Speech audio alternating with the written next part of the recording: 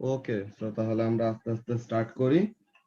First এর দিকে সবগুলা ওই ইয়ার ওয়াইজ এর এমসিকিউ গুলি দেওয়া, এমসিকিউ গুলি আমাদের যখন নাকি ইউনিট 1 এর ফুল সিলেবাস শেষ হবে দেন আমরা করব, ঠিক আছে? সো আমরা একদম ফার্স্ট এর থিওরি কোশ্চেন গুলাতে ডাইরেক্টলি চলে যাব। ওকে, এটা প্রিভিয়াস ব্যাচে অলরেডি কয়েকটা কোশ্চেন করানো, এর জন্য অনেক কিছু দাগানো আছে। তো আমরা তাও দেখি যে ওগুলিতে টাচ না করে কিভাবে কি করা যায়।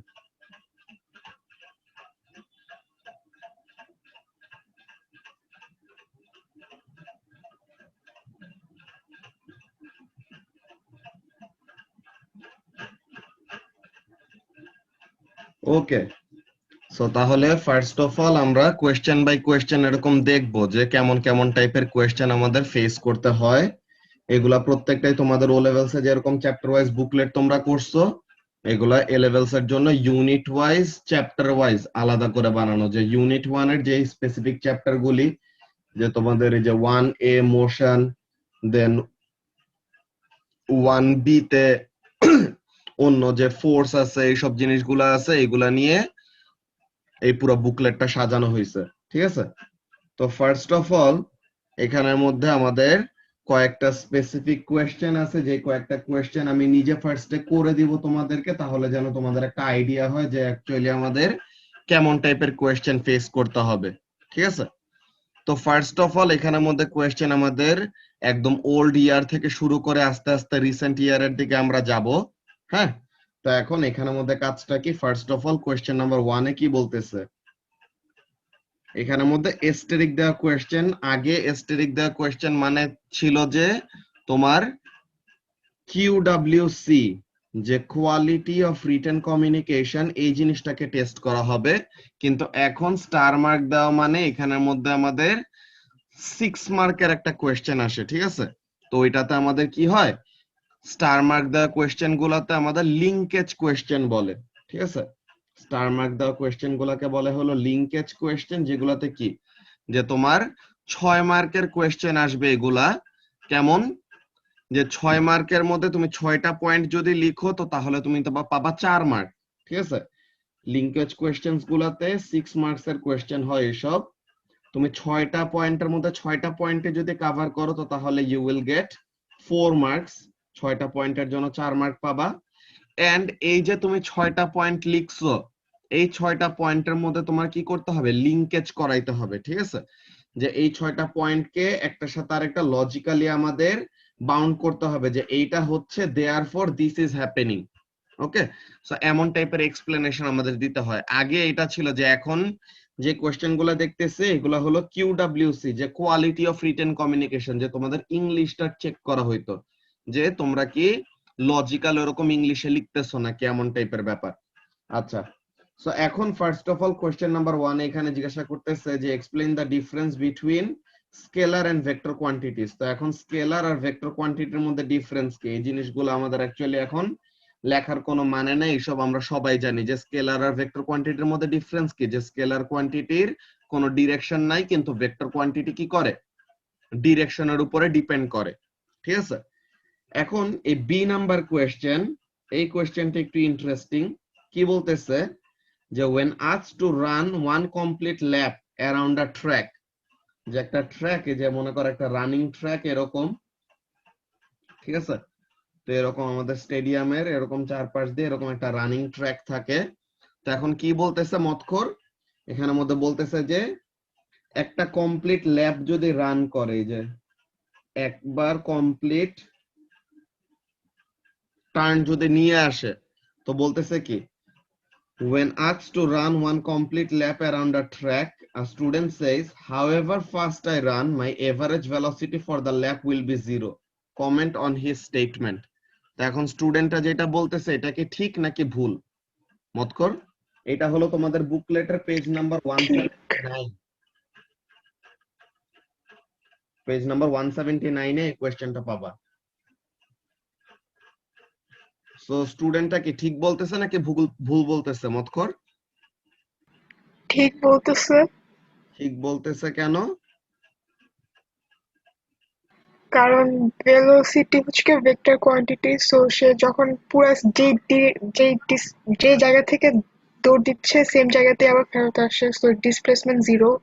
So excellent. তো এখানের মধ্যে অ্যাভারেজ ওভারঅল ভেলোসিটি হচ্ছে ডিসপ্লেসমেন্টটা জিরো, এটাই হলো দরকার। মেইন পয়েন্টটা হলো এটাই যে সে স্টার্টিং পয়েন্ট যেখানে ওখানেই তো শেষ করতেছে, আবার যে ঘুরে এসে সে আবার ওখানেই থামতেছে, সো ওভারঅল তার ডিসপ্লেসমেন্ট হলো জিরো। আর ভেলোসিটি হলো rate of change in displacement. তো তাহলে পরে যেখান থেকে শুরু করছে ওখানে যদি শেষ করে, সে 1 সেকেন্ডের মধ্যে দৌড়ায় চলে আসুক নাকি 5 সেকেন্ড লাগুক, যেটাই লাগুক, তার ওভারঅল ডিসপ্লেসমেন্ট হলো zero. So no matter how fast the student runs, তার এভারেজ ভেলোসিটি কি হবে? জিরো হবে। তো এইটা হলো স্টুডেন্টের স্টেটমেন্ট, এন্ড এটার উপর আমাদের কি করতে হবে? কমেন্ট করতে হবে। তো এখন এই বুকলেটের মার্ক স্কিম আছে, মার্ক স্কিমটা দ্বারা বের করতেছি। ওকে, এটা ফোর্স এর দ্বারা 1 মিনিট।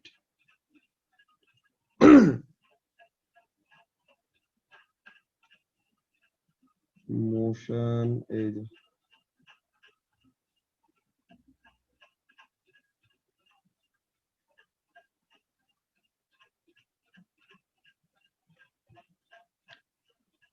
ওকে, তো এই যে first of all scalar and ভেক্টরের মধ্যে ডিফারেন্সটা, ওই জিনিসটা তো আমরা অলরেডি বলছি। দেন এখন তুমি যে কথাটা বললা যে ফার্স্ট অফ অল কি ভেলোসিটি হলো একটা ভেক্টর কোয়ান্টিটি, তো প্রথমের এই কথাটা বললাম। এরপরে কি velocity being positive and negative or changing direction, তো এখন and and start at the same place, তো তাহলে ডিসপ্লেসমেন্ট হলো জিরো। তো তাহলে এভারেজ ভেলোসিটি কি আসবে? জিরো আসবে। যে এখানের মধ্যে দেখতেছো একটা জিনিস, যে লাস্ট পয়েন্টটা এটা বলতেছে কনসিকুয়েন্সিয়াল অন সেকেন্ড পয়েন্ট, যে তুমি সেকেন্ড পয়েন্টে যদি বলো যে ডিসপ্লেসমেন্ট জিরো, তাহলে পরে তুমি বলতে পারবা যে yes the student is right, the average velocity is zero. তো এখন আমরা এই অ্যান্সারটা লিখবো কিভাবে, এই অ্যান্সারটা আমরা লিখবো কিভাবে, ওই জিনিসটা আমি এখানের মধ্যে লিখে দিচ্ছি। Velocity is a vector quantity, তোমরা তোমাদের বুকলেটের মধ্যে পেজ নাম্বার 179 এ, হ্যাঁ, তোমাদের বুকলেটের পেজ নাম্বার 179 এ এই জিনিসটা লিখে ফেলো। সো ভেলোসিটি কি? Velocity is a vector quantity, so it depends on direction. এখন এখানের মধ্যে কি হচ্ছে? স্টার্টিং আর এন্ডিং পয়েন্ট হলো সেম। ওকে, সো তাহলে starting and ending positions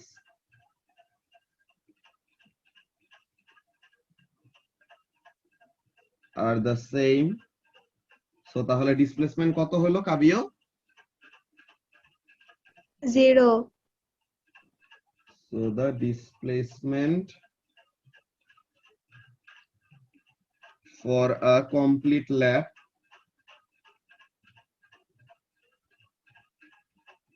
is 0. Thus the statement is true that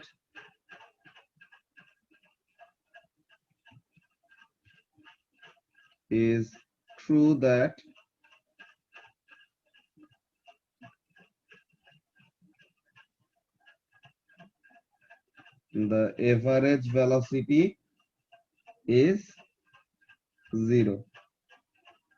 ঠিক আছে? তো এমন টাইপের আমাদের কোয়েশ্চেন, এইটা একদম সবচেয়ে ইজি কোয়েশ্চেন। এত ইজি কোয়েশ্চেন এখন আমাদের ওরকম আসে না। এখন আমাদের তোমাদের টাইমের কোয়েশ্চেনের অ্যাকচুয়ালি ডিফিকাল্টি আরো বাড়ানো হয়েছে, বুঝছো? তোমাদের এখানে এত ইজি কোয়েশ্চেন পাবা না, তোমরা আরো বেশি ডিফিকাল্টির কোয়েশ্চেন পাবা। তো যেই ডিফিকাল্টির কোয়েশ্চেনই আসুক না কেন, সিলেবাসের বাইরে তো আর না। তো আমাদের ওরকম লজিক ওয়াইজ আমরা যা যা জিনিস শিখছি ওগুলা ফলো করলে পরে এগুলা কোয়েশ্চেন আমাদের ট্যাকেল করতে কোনো প্রবলেম হওয়া উচিত না। ওকে, সো এখন এই জিনিসটা আমাদের কোয়েশ্চেন নাম্বার 1। ছিল, ঠিক আছে? এই কোশ্চেনটা নিয়ে কি কারো কোনো কনফিউশন আছে?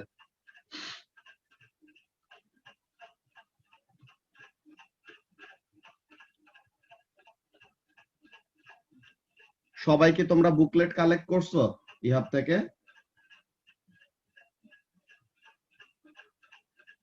হ্যাঁ। বুকলেট কিন্তু তোমাদের সবার কালেক্ট করতে হবে, ঠিক আছে? বুকলেট গুলা যদি না নাও তো তাহলে পরে তোমরা অলরেডি কোয়েশ্চেন পেপার সলভিং এ পিছায় থাকবা। আর তোমাদের তো ম্যাক্সিমামই অক্টোবরে এক্সাম দেওয়া ক্যান্ডিডেট, তো তাহলে তোমরা তো অলরেডি জানো যে কোয়েশ্চেন পেপার সলভ করা কতটুকু আমাদের মেইন এক্সামে হেল্প করে, ঠিক আছে? সো কোয়েশ্চেন পেপার সলভিং এর ব্যাপারটা আমাদের অলওয়েজ সিরিয়াসলি করতে হবে। ওকে, আচ্ছা। সো এখন let's go to question number 2। তো এখন কোয়েশ্চেন নাম্বার 2 তে কি বলতেছে? The graph shows how the displacement varies with time for an object which starts from rest with a constant acceleration. তো আমাদের কাছে একটা কিসের গ্রাফ দেওয়া আছে? Distance versus time graph. And বলতেছে কি যে ইনিশিয়ালি অবজেক্টটা রেস্টে ছিল, দেন সে কি করতেছে? অ্যাসেলারেট করতেছে। তো এরকম একটা গ্রাফ দেওয়া আছে। এখন আমাদেরকে বললো এ নাম্বারে যে use the distance time graph to determine the speed of the object at 4 second. তো টাইম যখন 4 সেকেন্ড, ওই সময় স্পিড কত এটা বের করতে বলছে। তো এখন একটা ডিসটেন্স টাইম গ্রাফের কোন জিনিসটা বের করলে পরে আমরা স্পিড পাবো? আনিসা? গ্রেডিয়েন্ট। গ্রেডিয়েন্ট। Gradient. তো তাহলে এখানে এই যে টাইম গুলি 1 2 3 4 5 6। তো এখন এটা তো একটা কার্ভড লাইন, তো একটা কার্ভড লাইনে গ্রেডিয়েন্ট বের করে কিভাবে? Tangent আঁকবো যখন 4 সেকেন্ড তখন এটা ট্যানজেন্ট tangent আঁকবো 4 সেকেন্ডের ওই জায়গায়। Very good. তো তাহলে 4 সেকেন্ডের এখানে আমরা একটা ট্যানজেন্ট ড্র করব।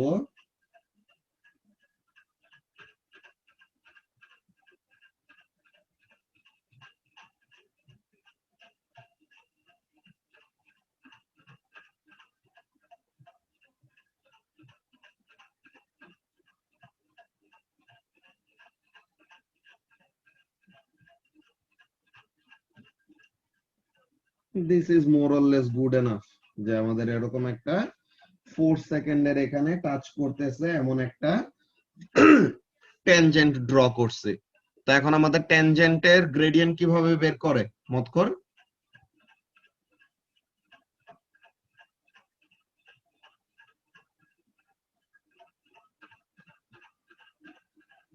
একটা straight y2 by y1 divided by x2 by very x3. Good. একটা স্ট্রেট লাইনে গ্রেডিয়েন্ট বের করার যে ফর্মুলাটা, যে y2 minus y1 divided by x2 minus x1, so ওরকম সেম ওয়েতে একটা ট্যানজেন্টের গ্রেডিয়েন্ট বের করা যায়। তো এখন এখানের মধ্যে আমরা দুইটা পয়েন্ট এরকম নেই, x2 y2 আর x1 y1। সো এখানের মধ্যে যদি আমরা এমন পয়েন্ট নেই, মনে করো এই একটা পয়েন্ট নিলাম, এটা কত? 3.3 আর 10। আর এইখানে একটা পয়েন্ট যদি আমরা নেই, এইটা এটা কত? 5.3 আর 26। তো এখন এটা যদি আমরা ফর্মুলাতে বসাই, যে এটা আমাদের কি হবে? x2 y2 আর এটা আমাদের হবে x1 y1। তো তাহলে y2 হলো 26, y1 হলো 10, x2 হলো 5.3 আর x1 হলো 3.3। এটা করলে পরে কত আসে? Metre per second. কত? 8। হ্যাঁ 8। 8 মিটার পার সেকেন্ড। তো এখন আমরা যদি অ্যানসারে দেখি, ওরা একটা রেঞ্জ অ্যালাউ করবে, এটা গ্রাফ তো গ্রাফের এখানের জন্য তার একটা রেঞ্জ অ্যালাউ করবে, যে এখানের মধ্যে আমাদের আসছে কত? 8। এই যে তার একটা রেঞ্জ অ্যালাউ করছে কত? 8.0 plus minus 0.5 metre per second, ঠিক আছে? তো তাহলে পরে 8.0 প্লাস মাইনাস 0.5 মানে 7.5 থেকে 8.5 মিটার পার সেকেন্ডের মধ্যে যে কোন একটা অ্যান্সার আসলে আমাদের হইতো। ওকে, তো তাহলে পরে এই জিনিসটা গেল। বাট এইখানে তোমাদেরকে একটা ইম্পর্টেন্ট কথা বলে রাখি, যে আমাদের এই ক্যালকুলেশন গুলি তো এখানে দেখাইতে হবে, আমি জাস্ট গ্রাফে দেখাইছি আর কি। এন্ড স্পিডটা লিখতে সময় জাস্ট 8 লিখবো না, 8.0 লিখতে হবে। এটার একটা রিজন আছে, এটা আমরা ইউনিট 3 যখন পড়বো তখন ওই যে ব্যাপারটা আরো ক্লিয়ার করব।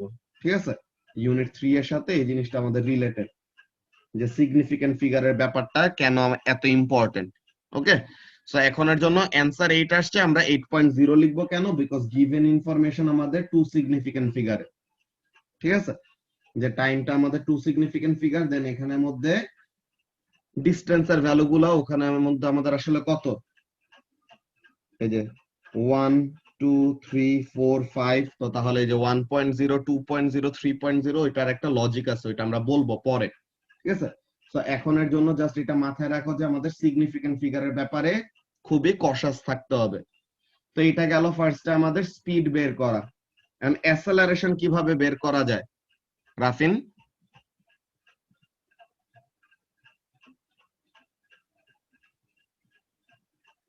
How to determine the acceleration? হ্যাঁ, সুবাত ইকুয়েশন ইউজ করে কি কি জানি আমরা ইনফরমেশন বলো তো?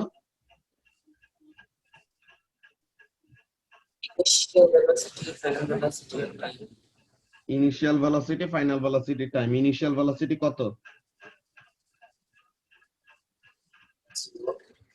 ইনিশিয়াল ভেলোসিটি 0, বিকজ বলছে রেস্ট থেকে স্টার্ট করতেছে। ফাইনাল ভেলোসিটি কত?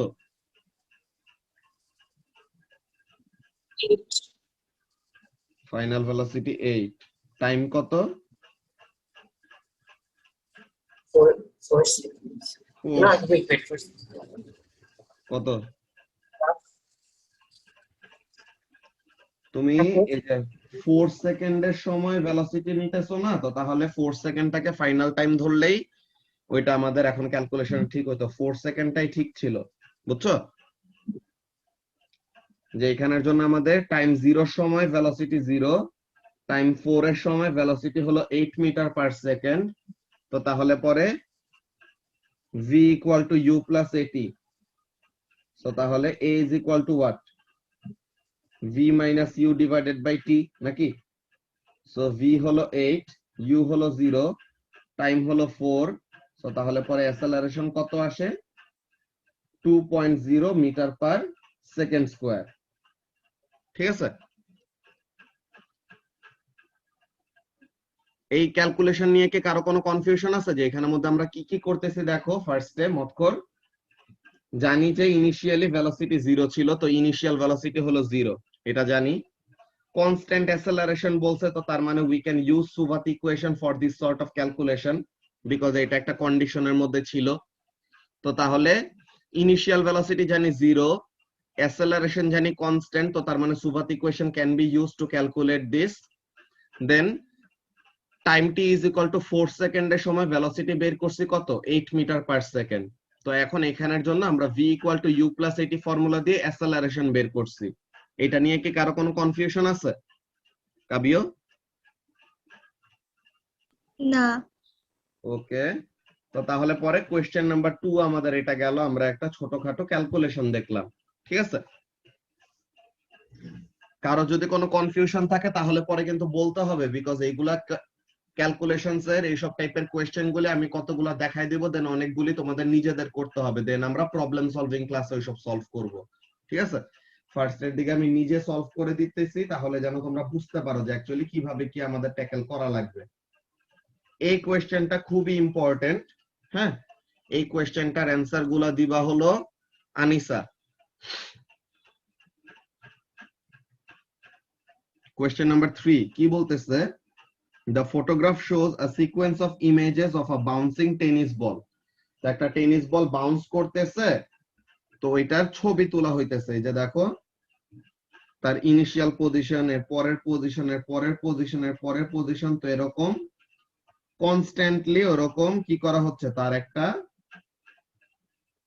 সিকোয়েন্স অফ ইমেজেস নেওয়া হয়েছে।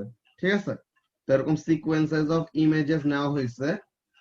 এখন বলতেছে কি, a student plots the following graph and claims that it shows the vertical motion of the ball in the photograph.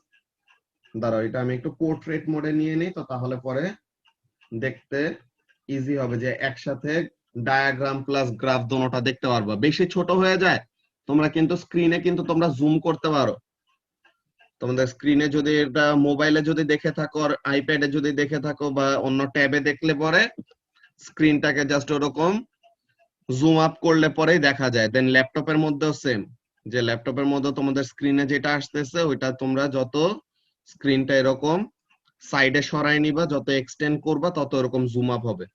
দেখতে তো কারো কোনো প্রবলেম হচ্ছে না? হচ্ছে?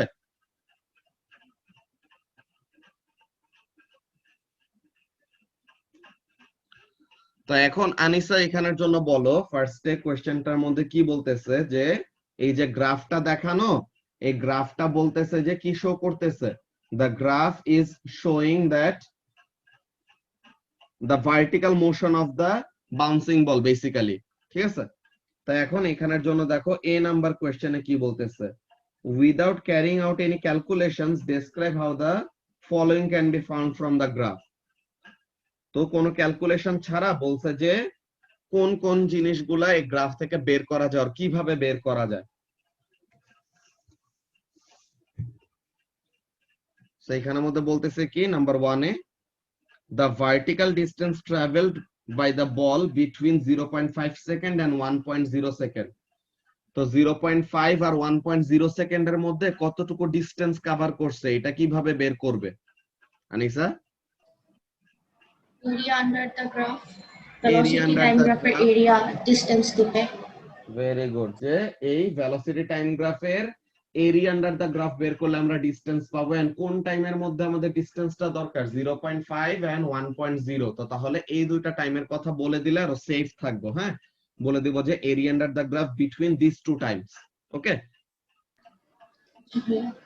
তো তাহলে এই জিনিসটা দেন বলতেছে দ্য অ্যাসেলারেশন এট ওয়াই, এই যে পয়েন্ট ওয়াই তে অ্যাসেলারেশনের ভ্যালু কত, এটা কিভাবে গ্রাফ থেকে বের করা যায়?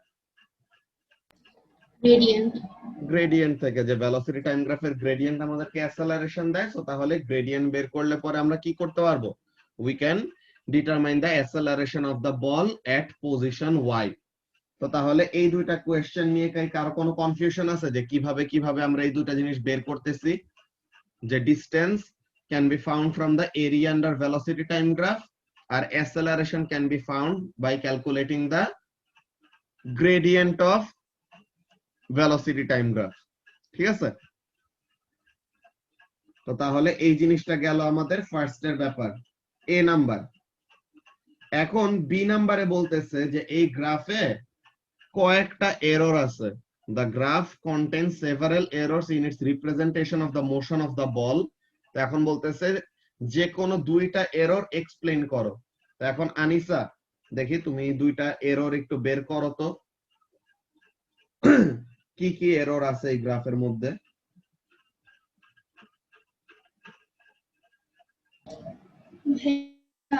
যে অ্যাক্সেলারেশন সেম হবে টাইম দুইটার মধ্যে, কারণ acceleration due to free fall হচ্ছে কারণ বল নিচে থেকে আসছে। তো তাহলে এখানের মধ্যে অ্যাসেলারেশনটা আসলে আমাদের কি হওয়া উচিত ছিল? সেম হওয়া উচিত ছিল। অ্যাসেলারেশন সেম বুঝতাম কিভাবে? যদি আমাদের এই যে লাইন দুইটা, এই দুইটা যদি প্যারালেল হইতো, তাই না?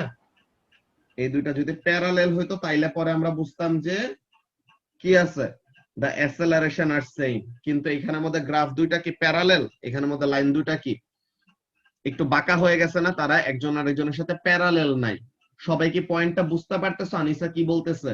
ও বলতেছে যে এখানের মধ্যে তো বলটাকে যখন নাকি রিলিজ করে দেওয়া হয়েছে and it started to bounce, তার উপরে শুধু কি যতক্ষণ সে ফ্রিলি ফল করতেছে আর যতক্ষণ সে এয়ারে আছে তার উপরে কয়টা ফোর্স কাজ করতেছে মতখর? ওয়েট। শুধু ওয়েট। তো তার মানে the only force acting on the ball is its weight, and weight তো আমাদের অলওয়েজ কি হবে? কনস্ট্যান্ট। তো ওয়েট যদি কনস্ট্যান্ট হয় মানে unbalanced force constant, unbalanced force যদি কনস্ট্যান্ট হয় তো তার মানে অ্যাসেলারেশনটাও কনস্ট্যান্ট হওয়া উচিত, মানে acceleration due to gravity always show করা উচিত। তো তাহলে এইখানের মধ্যে কি করতেছে না, দুইটা লাইন, এই যে আমরা যে বাউন্সিং বলের গ্রাফের একটা ভিডিও দিছিলাম না, মনে আছে? একদম শুরুর দিকে থার্ড অর ফোর্থ লেকচারের মতো এমন দিকে দিছিলাম। তো তখন ওখানের মধ্যে কি ছিল যে আমাদের লাইনগুলি এই যে আমাদের এই লাইনগুলি সবগুলি কি ছিল, they were parallel to each other. তো এই ব্যাপারগুলা প্যারালেল ছিল কেন, বিকজ দিস লাইনস যে তাদের গ্রেডিয়েন্ট থেকে আমাদের অ্যাসেলারেশন পাবো, এন্ড অ্যাসেলারেশন যেহেতু সেম, তো এর জন্য লাইনগুলি অলওয়েজ প্যারালেল থাকার কথা, কিন্তু এখানে লাইনগুলি প্যারালেল নাই। তো তাহলে এইটা একটা এরর। এই এররের ব্যাপারটা নিয়ে কি কারো কোনো কনফিউশন আছে? রাফিন, বুঝতে পারছো? ওকে, দেন আনিসা, আর কোন এররের কথা বলা যায়? ভাইয়া যদি বলটা ম্যাক্সিমাম হাইট থেকে ছাড়া হয় তাহলে ভেলোসিটি 0 হওয়ার কথা, কিন্তু এখানে ভেলোসিটি 4 দেওয়া। বলটা যদি ম্যাক্সিমাম হাইট থেকে ছাড়া হয়, তো তাহলে পরে তো ইনিশিয়ালি তো তাকে থ্রো করতেছে না, এখানে তাকে রিলিজ করা হচ্ছে। তো রিলিজ করলে পরে তো ইনিশিয়াল ভেলোসিটি 0 হওয়ার কথা, কিন্তু এখানে ইনিশিয়াল ভেলোসিটি কি দেখাচ্ছে? ইট already has an initial velocity other than 0। তো তার মানে এখানের মধ্যে এরকম একটা ভুল আছে, ঠিক আছে?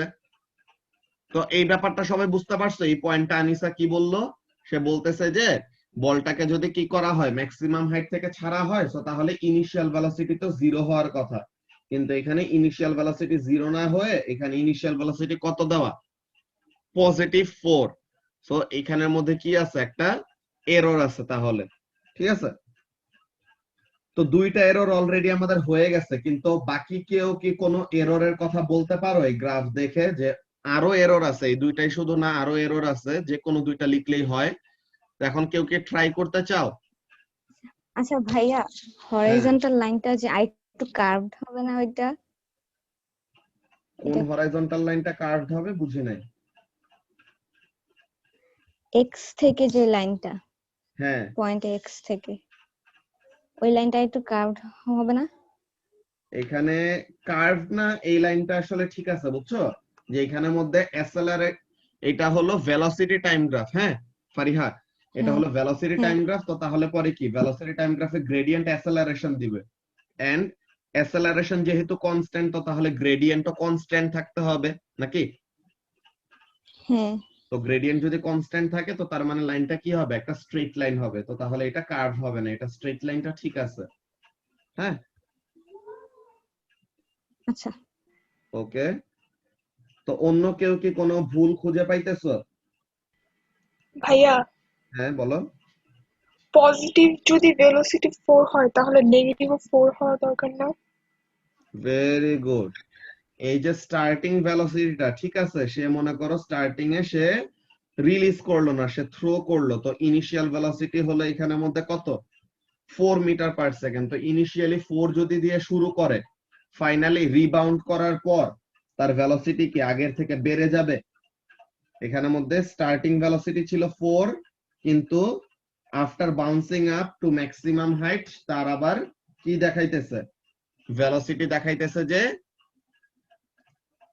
Greater than maximum height. তো না, যে বাউন্সিং এর একদম স্টার্টিং এ যে তার ম্যাক্সিমাম হাইট রিচ করার আগে যে এক্স এর থেকে তো বাউন্সিং শুরু করবে, তো এক্স এর এখানে ভেলোসিটিটা 4 এর থেকে বেশি দেখাইতেছে। তো এইখানের মধ্যে একটা ভুল বলা যায়, যে স্টার্টিং ভেলোসিটি 4 ছিল, তো এখানের মধ্যে বাউন্স আপ করলে পরে আস্তে আস্তে তো অ্যাকচুয়ালি ভেলোসিটি আরো কমার কথা, তাই না?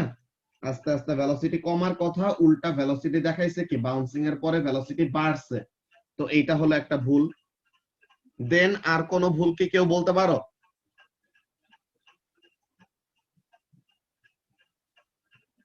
শৈলী,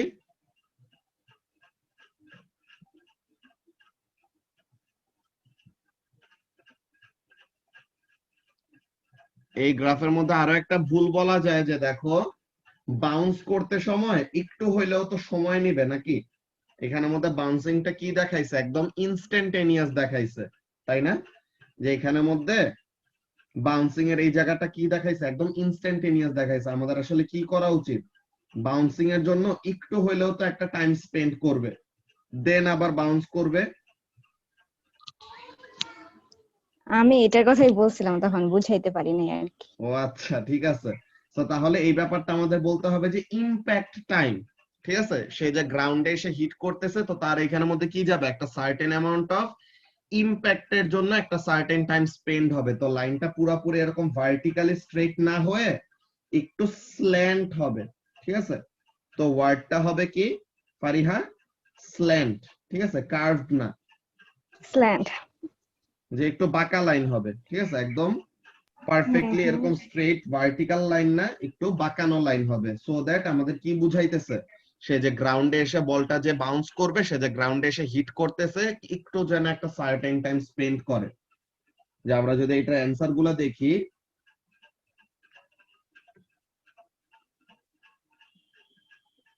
এই যে সো যেটা প্রথমে কিভাবে করে ডিসটেন্সটা বের করবে, area under the graph between the time, যেটা বলছিলাম আনিসা, যে শুধু এরিয়া আন্ডার দা গ্রাফ না বলে কি বলবো, area under the graph between the time, যে দুটা টাইমের মধ্যে ডিসটেন্সটা চাইছে কত, 0.5 সেকেন্ড এন্ড 1 সেকেন্ডের মধ্যে।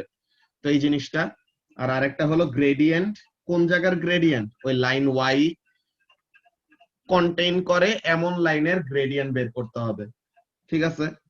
তো এখন আনিসা প্রথমে যে এররের কথা বলছিল যে লাইনগুলো প্যারালেল না, তাদের তো অ্যাকচুয়ালি প্যারালেল হওয়া উচিত। কেন প্যারালেল হওয়া উচিত? বিকজ অ্যাসেলারেশন তো সেম হওয়ার কথা, বিকজ অ্যাসেলারেশন ডিউ টু গ্র্যাভিটি। যে লাইনস নট প্যারালেল, এটা হলো ভুল। তো কেন প্যারালেল হওয়া উচিত ওইটা বলবা, যে acceleration should be the same. Then maximum positive and negative velocities are the same. কিছু এনার্জি তো আমাদের আসলে কি হওয়ার দরকার ছিল, মতকল লস হওয়ার কথা ছিল, যে বাউন্স করলে পরে কিছু হিট এন্ড সাউন্ড বা এয়ার রেজিস্ট্যান্স এর এগেইনস্টে কাজ করতে সময় আমাদের কি হয়, একটা certain amount of energy loss হবে। আর তুমি যেটা বলছো যে velocity greater than at the start, যে স্টার্টিং এর সময় ভেলোসিটি ছিল 4, দেন বাউন্স করে ভেলোসিটি হয়েছে 4.2, যেটা নাকি অ্যাকচুয়ালি ঠিক না। তো তাহলে বল তো এনার্জি গেইন করার কথা না।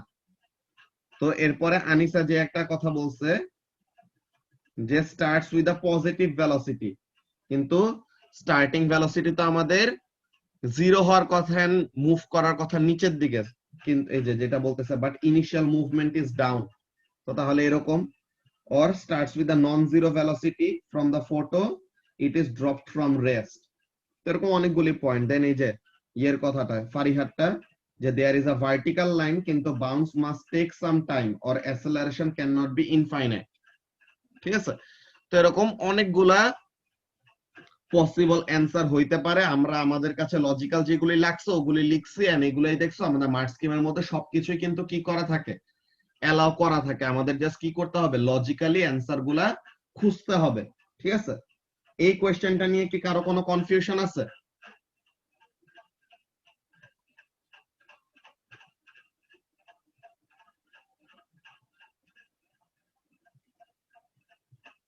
এখনের কোয়েশ্চেনটা খুবই মজার, ঠিক আছে? এই কোয়েশ্চেনটার অ্যান্সার দিবা কাবিও। তো ফার্স্ট এখানের মধ্যে কি দেখাইতেছে দেখো, কোয়েশ্চেন নাম্বার 4, যে the photograph shows a toy car driven by air from a deflating balloon। যে একটা বেলুনের ভিতরে কি করা হয়েছে, একটা বেলুনের ভিতরে এরকম বাতাস ভরে, দেন বেলুনটার যে ওপেন এন্ডটা এটাই গাড়ির ভিতরে ঢুকাই দেওয়া হয়েছে। এই যে বেলুনের এই যে পিছন থেকে, যে বেলুনের পিছন থেকে এই যে এই এন্ড থেকে বাতাস বের হবে, ঠিক আছে? এই যে air escaping from the balloon. তো এখান থেকে বাতাস বের হবে, সো এই বাতাস বের হলে পরে কি করবে, এই গাড়িটা সামনে আগাবে, ঠিক আছে? সো এখন এখানের মধ্যে কোয়েশ্চেনের মধ্যে বলতেছে when the air is in the inflated balloon, কি বলে, when the air in the inflated balloon is released, যে ওই বেলুনটা যে ফুলানো ছিল,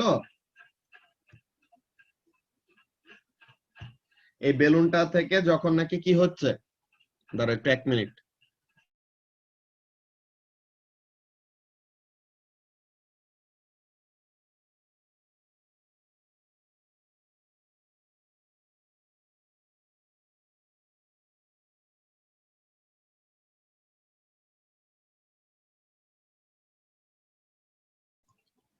ওকে। সো তাহলে যে কথাটা বলতেছিলাম এখানের মধ্যে দেখো, যে এই যে এয়ার গুলা যে কি করবে, বেলুনটার থেকে বের হবে, তো তখন কি বলতেছে, the car starts to move forwards. তো এখন এ নাম্বার কোয়েশ্চেনে বলতেছে যে use Newton's first and third law of motion to explain why the air coming out of the balloon causes this. যে বেলুন থেকে এয়ার বের হইলে পরে কেন গাড়িটা সামনে আগায় বা কেন গাড়িটা সামনে মুভ করতে পারে, তো এই জিনিসটা এক্সপ্লেইন করতে বলছে। তো এটার এক্সপ্লেনেশনটা কি হইতে পারে কাবিও? যেহেতু এয়ারের কারণে এখানে লেফট সাইডে একটা ফোর্স কাজ করতেছে, সো এটা রাইট সাইডে একটা ফোর্স দিবে, like every reaction has an opposite and equal reaction. Very good. তো এখানের Third মধ্যে law ফার্স্ট এর কথাটা ঠিক আছে, এখন every action is equal but opposite reaction, এই কথাও ঠিক আছে, কিন্তু তোমাদেরকে যে ল পেয়ার গুলি পড়ানো হয়েছে না, তো ওই কথাটা এখানের মধ্যে ভালো মতো অ্যাড করতে পারো। কি জিনিস? যে এয়ার, যে বেলুন থেকে বের হওয়া এয়ার কি করতেছে, বাইরের এয়ারকে লেফটের দিকে ধাক্কা দিতেছে। সো তাহলে বাইরের এয়ার কি করবে, বেলুনের উপরে বা গাড়ির উপরে ইকুয়াল অ্যামাউন্ট অফ একটা রিঅ্যাকশন ফোর্স দিবে। তো তাহলে এখন হরাইজন্টাল ফোর্স যদি চিন্তা করা হয়, তো তাহলে গাড়ির উপরে কি আছে, একটা রেজাল্টেন্ট একটা হরাইজন্টাল ফোর্স আছে নাকি? হ্যাঁ, তো এখন রেজাল্টেন্ট হরাইজন্টাল ফোর্স যদি থাকে, তো কোন একটা অবজেক্টের উপর রেজাল্টেন্ট ফোর্স কাজ করা মানে কি? যে ডিরেকশনে রেজাল্ট্যান্ট ফোর্স কাজ করবে ওই ডিরেকশনে ও মুভ করতে থাকবে কনস্ট্যান্ট ওই স্পিডে। ডিরেকশনে মুভ করবে, এটা ডিরেক্টলি বলবো না, ওই ডিরেকশনে সে অ্যাসেলারেট করবে, ঠিক আছে?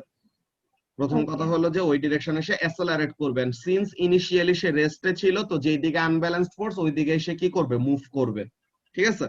তো তাহলে সে কি করবে, এভাবে করে সামনে আগাবে। তো আমরা যদি অ্যানসারটা আরো গুছায় লিখতে চাই, তো তাহলে পরে আমাদের অ্যানসারের পয়েন্টস গুলা তারা কি কি দিছে আমরা মার্কস স্কিমের মধ্যে দেখি।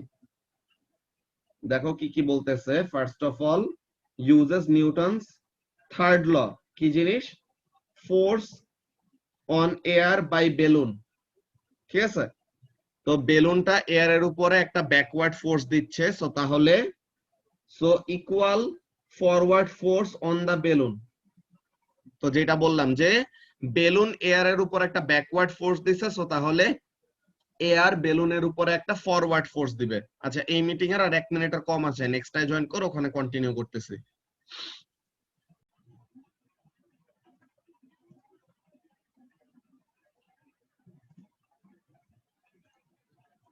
ওকে, সো তাহলে আমরা যে জিনিসটা বলতেছিলাম যে first of all Newton's third law of motion use করে কি বলতেছি কাবিও, যে বেলুন এয়ারের উপর একটা ব্যাকওয়ার্ড ফোর্স অ্যাপ্লাই করতেছে, সো তাহলে according to Newton's third law every action has equal but opposite reaction, so তাহলে কি করবে, এয়ার বেলুনের উপরে একটা ফরওয়ার্ড ফোর্স অ্যাপ্লাই করবে।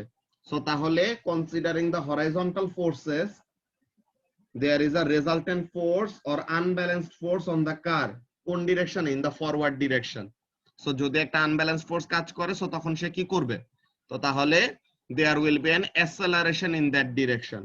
তো এইখানের মধ্যে আমাদের কি করতে হবে, we will have to say যে কোন ল ওয়াইজ কি হচ্ছে, যে ফার্স্ট ল ওয়াইজ কোন ব্যাপারটা হচ্ছে, থার্ড ল ওয়াইজ কোন ব্যাপারটা হচ্ছে, এই ব্যাপারগুলি আমাদের এক্সপ্লেইন করতে হবে। সো যদি আমরা অ্যানসারটা লিখি, তো তাহলে পরে আমাদের কেমন কি আসে। তো ফার্স্ট অফ অল আমরা বলবো যে the balloon exerts a backward force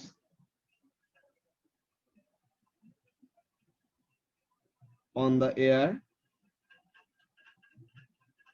so according to Newton's third law,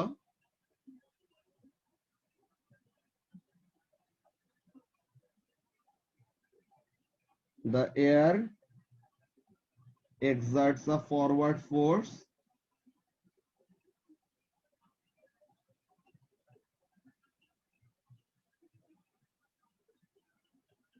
on the balloon।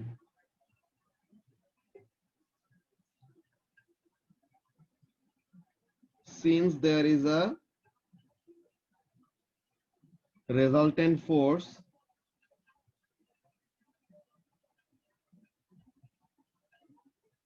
on the balloon in the forward direction,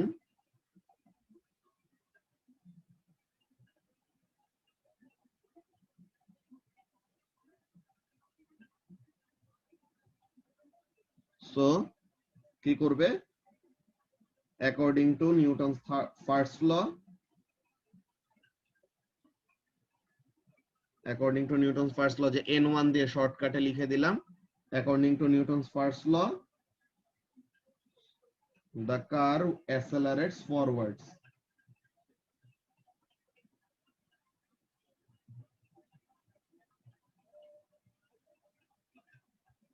ঠিক আছে, তো তাহলে পরে এমন টাইপের আমাদের কি করতে হবে, লজিক্যালি পয়েন্ট বাই পয়েন্ট এমন সাজায় আমাদের লিখতে পারতে হবে।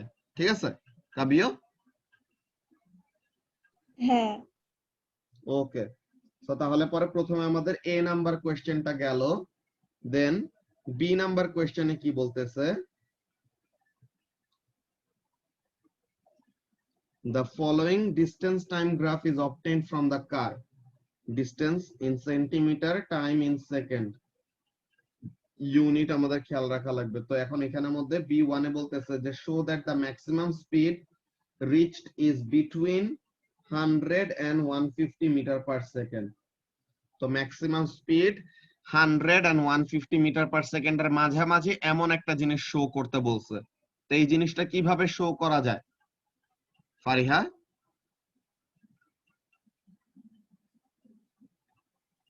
ম্যাক্সিমাম স্পিডটা কোন জায়গাটায় বলতে পারবা?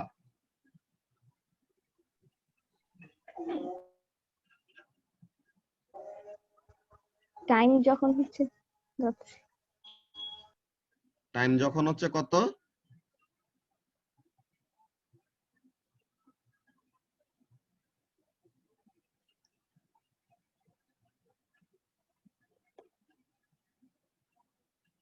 এখানের মধ্যে ম্যাক্সিমাম স্পিড কোন জায়গাটায় আনিসা?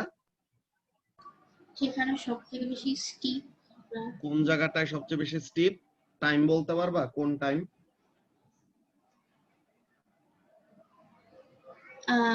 1 সেকেন্ড 1 সেকেন্ড 1 সেকেন্ডের এখানে একটু কম, 1.3 or something কি এখানে এমন জায়গাটায় এই রিজিয়নটায়, তাই না? এই রিজিয়নটায় আমাদের স্টিফনেস হলো সবচেয়ে বেশি। তো আমরা কি করব, এমন একটা জায়গাতে ওই সেম ওয়েতে উই উইল ড্র ট্যানজেন্ট। ঠিক আছে, এরকম একটা জায়গাতে উই উইল ড্র ট্যানজেন্ট, দেন এই ট্যানজেন্টের কি করব, গ্রেডিয়েন্ট বের করব। তাই ট্যানজেন্টের গ্রেডিয়েন্টটা দেখব কি আমাদের 100 আর 150 এর মাঝামাঝি একটা কিছু আসছে। আমরা যদি এখানের মধ্যে একটা রাফ একটা ক্যালকুলেশন করি, যেটা হলো 0.9 আর 0, আর এটা কত 84 আর 1.6, এটা কত আসে 84 মাইনাস 0 ডিভাইডেড বাই 1.60 মাইনাস 0.9। এটা করলে পরে কত আসে,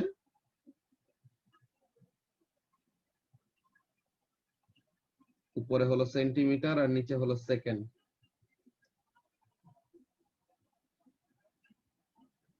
এটা কত আসে? 120 মিটার পার সেকেন্ড। কত বুঝি নাই? মানে centimetre per second, 120 centimetre per second. 120 centimetre per second. তো তাহলে পরে এটা কি আসছে, আমাদের যত শো করতে বলছো এটার মাঝামাঝি কিছু একটা আসছে না? তো এই জিনিসটা আমাদের শো হয়ে গেছে। ঠিক আছে, যে আমরা জানি যে ডিসটেন্স টাইম গ্রাফের গ্রেডিয়েন্ট থেকে আমরা কি পাই, ভেলোসিটি পাই। সো তাহলে এই যে ডিসটেন্স টাইম গ্রাফ দেওয়া আছে, সো এটা গ্রেডিয়েন্ট থেকে আমরা কি বের করব, ভেলোসিটিটা বের করব। এন্ড কোন জায়গাটায় ম্যাক্সিমাম ভেলোসিটি, যেখানে স্টিফনেস হলো সবচেয়ে বেশি। সো তাহলে এই জিনিসটা আমরা করছি। এটা নিয়ে কি কারো কোনো কনফিউশন আছে?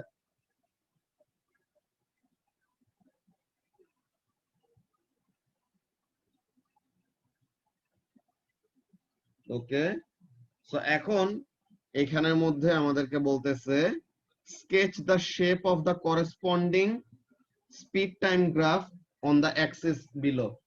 সো এখন আমাদের স্কেচ করতে বলছে, মানে কি জাস্ট একটা জেনারেল একটা শেপ আমাদের যেন ঠিক থাকে।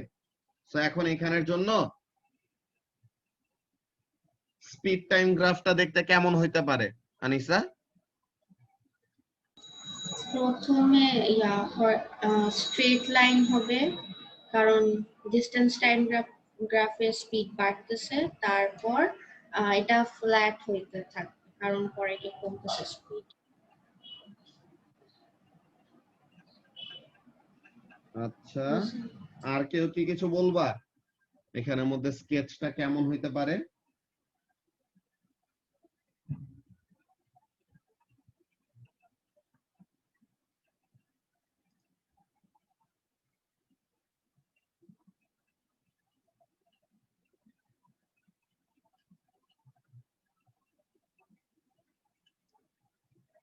কাবিও,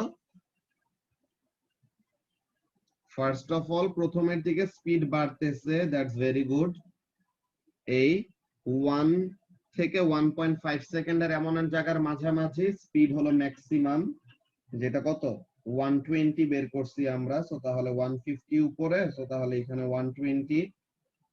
তো প্রথমে কি হবে, প্রথমে স্পিড বাড়লো, ম্যাক্সিমাম হইলো, দেন আবার স্টিফনেস আস্তে আস্তে কমতেছে, দেন স্টিফনেস কমে কমে কত হইলো 3 সেকেন্ডের ওই জায়গায় যায়, 3 সেকেন্ডের ওরকম একটা জায়গায় যে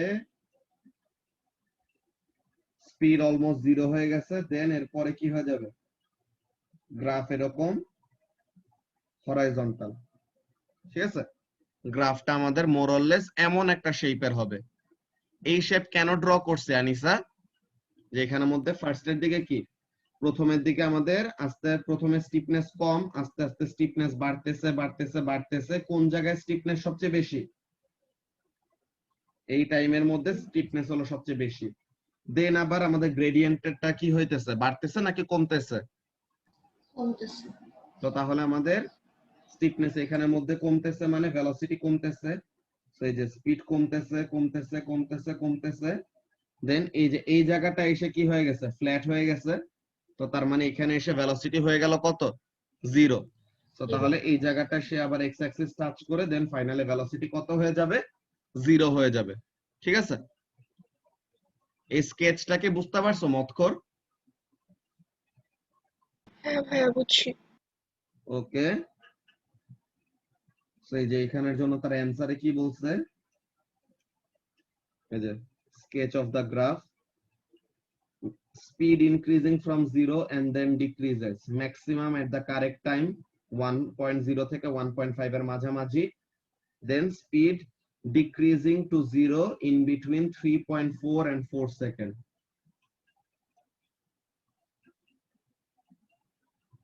আমরা একটু আগে এখানের মধ্যে 0 বানায় ফেলছি, আর একটু লেস স্টিপ হবে আর কি, একটু এরকম হবে। এটা একটু স্কেল দিয়ে আঁকলে পরে তখন আর একটু সুন্দর হবে আর কি। ঠিক আছে, বাট জেনারেল আইডিয়াটা তো সবাই বুঝতে পারছো। তো এইটা গেল আমাদের কোয়েশ্চেন নাম্বার 4। তো এরকম আমাদের ভ্যারাইটি অফ কোয়েশ্চেন্স এমন আমাদের ফেস করতে হয়। এই অ্যানসারটা এটা কে বলবা, এটা রাফিন বলো। 5B, 5B এর কোয়েশ্চেনটা পড়ো, দেন অ্যানসারটা বলো।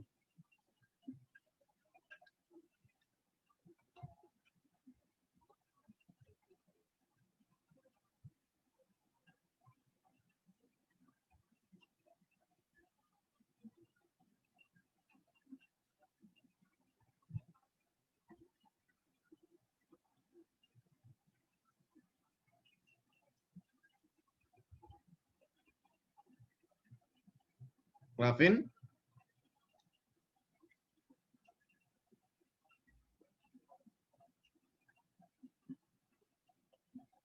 a car is driven around a bend at constant speed, so এখন বলতেছে what happens to the velocity।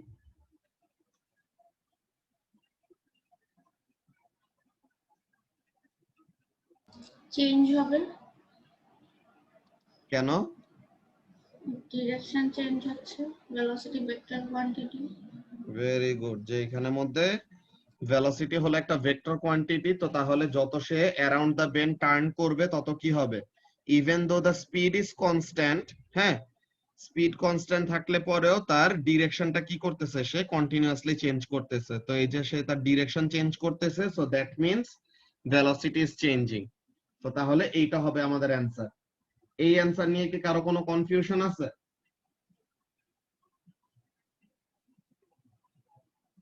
যে direction changing, so velocity changing. ঠিক আছে,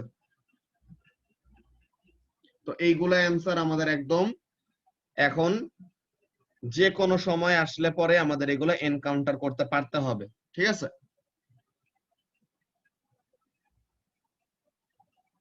আচ্ছা, সো এখন কোয়েশ্চেন নাম্বার 6, কোয়েশ্চেন নাম্বার 6 এর এখানের মধ্যে কি বলতেছে দেখি। A student is required to measure the speed of a trolley rolling down a slope. This could be done using a ruler and a stopwatch, but the student prefers a method using ICT. আচ্ছা, তো A নম্বরে বলতেছে the student uses a light gate as shown in the diagram. তো এখানে মধ্যে light gate use করতেছে। Describe how the student obtains the measurements needed to calculate the speed. তো এখন একটা লাইট গেট কিভাবে কাজ করে মনে আছে কাবিও? লাইক লাইট গেটের লেন্থটা আমরা ডিসটেন্স নেই না, মানে দুই সাইডে দুইটা লাইট গেট রাখি, না, টাইম হয় লাইক এটা হলো টাইম অফ ইন্টারাপশনের জন্য। এই যে এখানের মধ্যে আমাদের কোনো ইন্টারাপ্টার কার্ড লাগানো নাই, মানে কি ও the length of the trolley. ঠিক আছে, এখানের মধ্যে লাইট গেটের কাজগুলা কেমন কি, যে লাইট গেট দেওয়া, এই পাশে ডিটেক্টর দেওয়া, লাইট গেট দেওয়া, এই পাশে ডিটেক্টর দেওয়া, তো কি হয় লাইট গেট থেকে ডিটেক্টরের দিকে লাইট ইমিট করা হয়। ওকে, তো এখন যতক্ষণ ডিটেক্টর লাইট পাবে ততক্ষণ পর্যন্ত তো ঠিক আছে, কিন্তু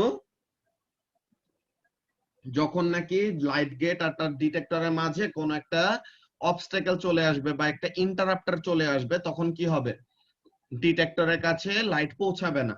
তো যখন নাকি ডিটেক্টরের কাছে লাইট পৌঁছাইতেছে না তখন কি হবে, টাইমার স্টার্ট করবে। সো টাইমার স্টার্ট হলো, তখন কি হচ্ছে, যতক্ষণ ধরে লাইটটা ব্লক আছে ততক্ষণ পর্যন্ত কি করা হয়, ততক্ষণ পর্যন্ত টাইমটা রেকর্ড করা হয়। সো এই যে লাইটটা ব্লক হয়ে আছে কেন, বিকজ লাইট গেট আর তার ডিটেক্টরের মাঝে দিয়ে কোন একটা অবস্টাকেল মুভ করতেছে। তো এখন তাহলে ওই অবস্টাকেলটা যে নাকি লাইটটাকে ব্লক করতেছে, ওই অবস্টাকেলের লেন্থটা হবে আমাদের ডিসটেন্স। ঠিক আছে, আর যে সময় ধরে লাইটটা ব্লক থাকবে ওইটা হলো আমাদের টাইম। দেন আমরা তাহলে স্পিডটা কিভাবে পাবো, length of the interrupter card divided by the time taken. বুঝতে পারছো? যে এখানের জন্য আমাদের প্রসিডিওরটা হলো এরকম, যে এই যে এইখানে আছে ট্রলিটা, তো লাইট গেট থেকে তার ডিটেক্টরের কাছে সুন্দর মতো লাইট পৌঁছাবে, তো তাহলে এখন কোনো লাইট ব্লক হবে না। এখন যখন নাকি কি হবে, ট্রলিটা এইখানে আসলো, এখনো কোনো লাইট ব্লক হবে না।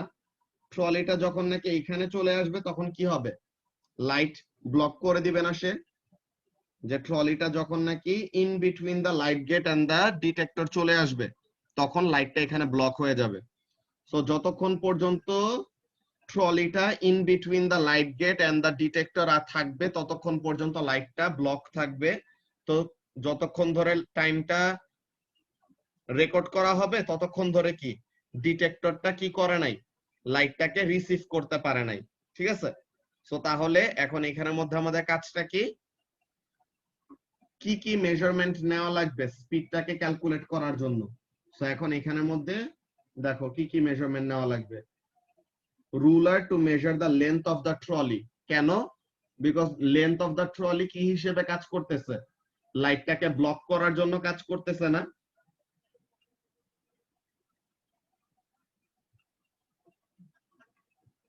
কাবিও বুঝতে পারতেছো কি বলতেছি? হ্যাঁ, তো তাহলে পরে ফার্স্টে রুলার দিয়ে লেন্থ অফ দ্য ট্রলি বের করা হইলো, আর লাইট গেট থেকে আমরা কি পাবো, to measure the time taken for the trolley to pass, যে ট্রলিটা ওই লাইট গেটের সামনে দিয়ে পাস হইতে কতটুকু সময় লাগলো ওই টাইমটা রেকর্ড করতেছে। সো লেন্থ অফ দ্য ইন্টারাপ্টার জানি, টাইম অফ ব্লকেজ জানি, সো তাহলে লেন্থ ডিভাইডেড বাই টাইম করলে কি পেয়ে যাব, স্পিডটা পেয়ে যাব। বুঝতে পারছো? হ্যাঁ বুঝছি। ওকে, সো এইগুলা কিন্তু আমাদের মনে রাখতে হবে, এগুলা কিন্তু ও লেভেলস এর সময় তোমাদেরকে পড়ানো হয়েছিল, আলাদা করে দেখানো হয়েছিল না যে লাইট গেট কিভাবে কাজ করে, দেন এয়ার ট্র্যাক কিভাবে করে কাজ করে। তো এই সবগুলার ওয়ার্কিং প্রিন্সিপাল গুলি আমাদের মাথায় রাখা লাগবে। ওকে, আচ্ছা। তো এরপরে এখন এখানের মধ্যে কি বলতেছে আমরা দেখি। বি নাম্বার কোয়েশ্চেনে বলতেছে যে the student thinks that the stopwatch method is less reliable than the ICT method. কেন যে স্টপওয়াচটা লেস রিলায়েবল কেন? বিকজ স্টপওয়াচ কি করতে হয়, মানুষের অন করতে হয়, অফ করতে হয়। সো তাহলে এই যে হিউম্যান রিঅ্যাকশন টাইম বা হিউম্যান এরর, এইটার জন্য আমাদের কি হইতে পারে, রিলায়েবিলিটি কমে যাইতে পারে না?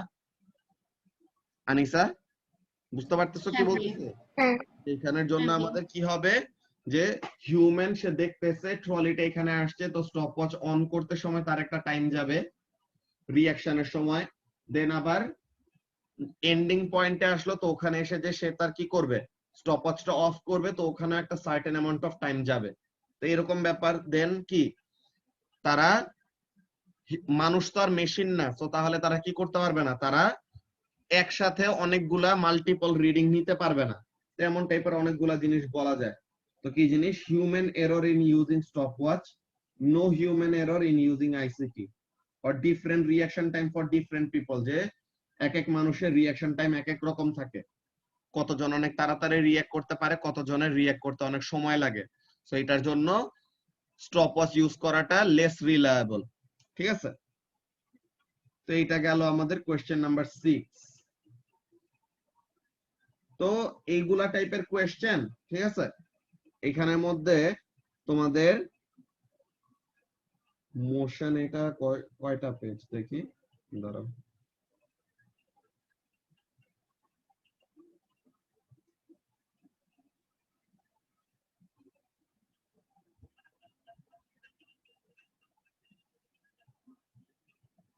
কন্টেন্টসে চলে যাই, দাঁড়াও।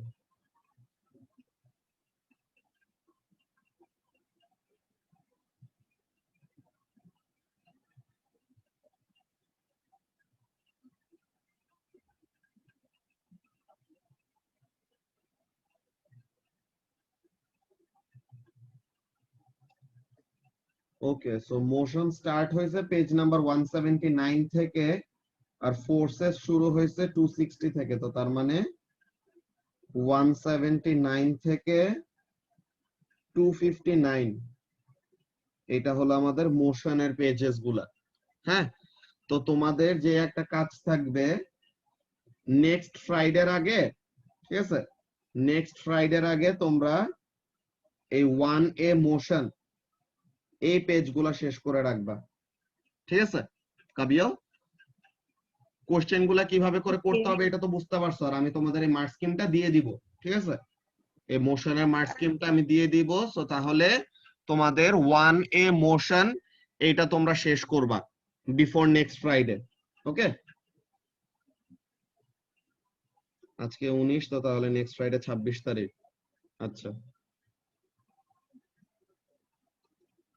এই 26 গভর্নমেন্ট হলিডে তো। হ্যাঁ 26শে মার্চ, এটা মাত্র দেখলাম।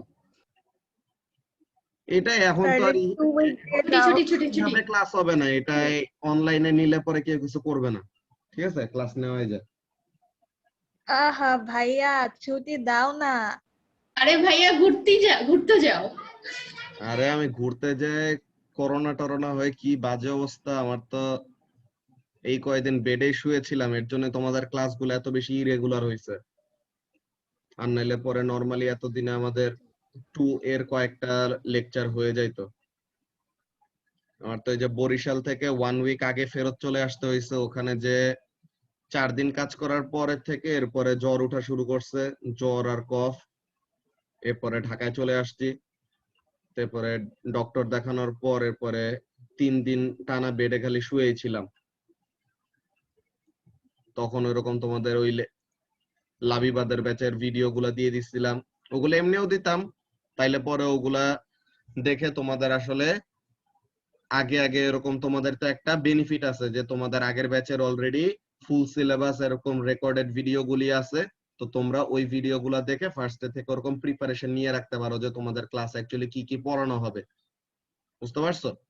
তো ওই ভিডিওগুলো দেখলে তো অনেকগুলো জিনিসই বুঝতে পারা উচিত, তাই না? যে ক্লাসগুলো আমাদের ওখানের মধ্যে সবকিছু এক্সপ্লেন করে করে নেওয়া হইতো, সো তাহলে ভিডিওগুলি যদি পুরাটা তোমরা দেখো, আর নরমালি ওরকম রেকর্ডেড ভিডিও যেই সবই দেই সবাই ওরকম 1.2 টাইমস, কি বলে 25 টাইমস, 1.5 টাইমস এমন টাইপের স্পিড দিয়ে দেখো, বিকজ আমি কথা অনেক ধীরে ধীরে বলি। এখনো একটু ফ্যাটিগ আছে আর কি, যে ওরকম কফ আর জ্বর চলে গেছে, হালকা কফ আছে, আর নরমালি একটু শরীর দুর্বল লাগে আর কি। তো ওই জিনিসটা তো এটা ডক্টর বলছে রেস্টে থাকতে। তো এর জন্য এরকম সামনাসামনি ক্লাসেস এন্ড এভরিথিং অন্য টিচাররা কজন নিছে, তাইলে পরে এখন আমি শুধু শুধু তো নিজে আরো ইহাবে যায় সবাইকে রিস্কে ফেলানোর কোনো মানে নাই। প্লাস এখনো মানুষজনের করোনার আরো কিন্তু বাড়তেছে। তো এর জন্য নরমালি বাসা থেকে বের একদমই যদি না হওয়া লাগে তো তাহলে পরে ভালো। ঠিক আছে? তো তাহলে পরে আমরা 26শে মার্চে ওরকম একটা ক্লাস নিয়ে নিব, যে আস্তে আস্তে আমাদের মেকআপ ক্লাস হয়ে যাবে আর কি। যে কয়টা ক্লাস মাঝে দিয়ে মিস গেছিল ওরকম আমাদের কয়টা ক্লাস হয়ে যাবে। আর না হলে পরে আমরা একটা কাজ করতে পারি, যে মনে করো থার্সডে এর ক্লাসে আমরা এক্সটেন্ডেড একটা ক্লাস নিলাম, যে 6:30 থেকে। ওই দিন আমি A2 ব্যাচের, ওদের তো সিলেবাস শেষ, ওরা ম্যাক্সিমামই প্রেডিক্টেডে যাবে। মিফতাহুল ছাড়া মনে হয় সবাই প্রেডিক্টেডে যাইতেছে। তো ওদের ব্যাচের ওই থার্সডে এর ক্লাস তাহলে ওরকম আমি করে, তো তাহলে তোমরা 25th এর আগে করে ফেলবা। তো তাহলে আমরা থার্সডে এর ক্লাসটা এক্সটেন্ডেড একটা ক্লাস নিব, ফার্স্টে লেকচার ক্লাস দেন বুকলেট ক্লাস। ঠিক আছে? তাহলে পরে 26 তারিখ আমরা ছুটি দিলাম। ওকে, ঠিক আছে। হ্যাঁ, তুমি ফ্রাইডেতেই নাও তাইলে। কেন? ওই দিনকে আমার আবার ক্লাসের একদিন পরে ক্লাস কমে আছে? যাবে। না না, মানে একদিন টাইম আবার কমে যাইতেছে না। একদিন টাইম কোথায় আমাদের কমতেছে? আবার কেমিস্ট্রি মক আছে বুধবারে। থাক থাক হ্যাঁ, থাক, কেমিস্ট্রি মক কেমিস্ট্রিও আছে, থাক আছে ভাইয়া। ভাইয়া। এমনও কিছু পারি না। নাও, তুমি একটু ফ্রাইডেতে time নাও, দাও। কোনো সমস্যা নেই, নাও। ফ্রাইডে। আচ্ছা ঠিক আছে, ঠিক আছে, ওকে। হ্যাঁ হ্যাঁ, রেকর্ডিং দিয়ে দিব রাফিন, সমস্যা নাই। রেকর্ডিং গুলি আস্তে আস্তে আজকে কালকের মধ্যে সবগুলি আগের যে পেন্ডিং রেকর্ডিং গুলি ছিল ওগুলাও দিয়ে দিব। ঠিক আছে? ওকে, সো তাহলে পরে আমরা ক্লাসটা এখন এখানে শেষ করি। তোমরা এই সলভ কয়টা করা শুরু করে দাও, পেজেস বেশি না। ওকে, সো এখন আমরা ক্লাসটা এখানে শেষ করি। আল্লাহ হাফেজ।